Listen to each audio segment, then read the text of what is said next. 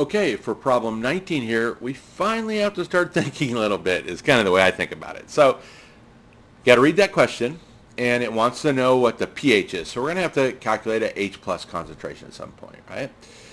For a KBRO solution, which you may never have seen before. So we look at the rest of that, and look at that. It gives us a Ka for hypobromous acid, that HBRO. So it gives us a Ka for HBRO, but a solution of KBRO. Oh, there's our key, right? That the acid is HBRO, and this is one of those salts of a weak acid. So there's our weak acid, and we now have a salt solution of potassium and BRO. So it ionizes in solution, and our equilibrium is going to be the salt of the weak acid. So that's acting in this case as conjugate base. If this is an acid, this has to be a conjugate base. So conjugate base accepts the proton to make HBRO and OH minus, and then tells us we start with 1.6 molar. We just make an ice table, so it's going to, none of this to start with, and it's going to go this direction, and then this is going to be our equilibrium expression. And the only trick here is that we don't know what Kb is, but we do know, at least I hope you know, this is what I'm really asking you about in this question, is that Ka times the Kb, conjugate acid base, is always equal to that 1 times 10 to the minus 14th.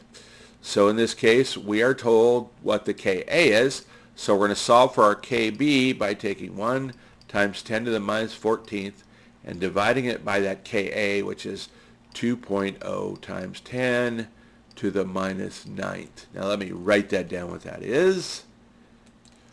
And what I find is that Kb then, Kb is equal to 5 times 10 to the minus 6th. So I put that in down here. Okay.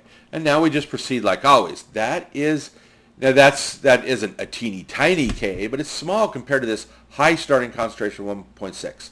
So we're going to do the x equals small, and this just becomes 5.60 times 10 to the minus 6 times 1.60 is equal to our Kb, in this case, x squared. So we take the square root of both sides of that.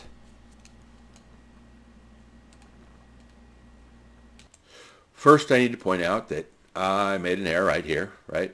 So that's actually 5.0 times 10 to the minus 6. And then I just do that arithmetic, and that gives us the value of x. Okay, our x then is the concentration of OH minus, and I got 2.8 times 10 to the minus third.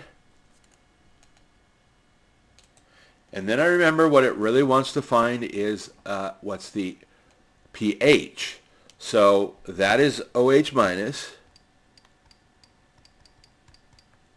So I got to go back into H plus times OH minus concentrations equals 1 times 10 to the minus 14th. And I got to solve for the H plus concentration. And I got for that is 3.5 times 10 to the minus 12.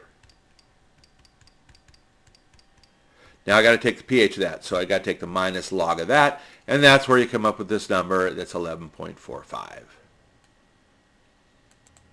Now that was a pretty long problem, so thankfully this one's a really short problem. So determine the OH minus concentration of a 0.235 molar solution of sodium hydroxide. Now, I've drawn this out for you. You see the big OH there. That should tell you, oh, it's just a metal ion with a polyatomic anion. It's a salt, and OH minus.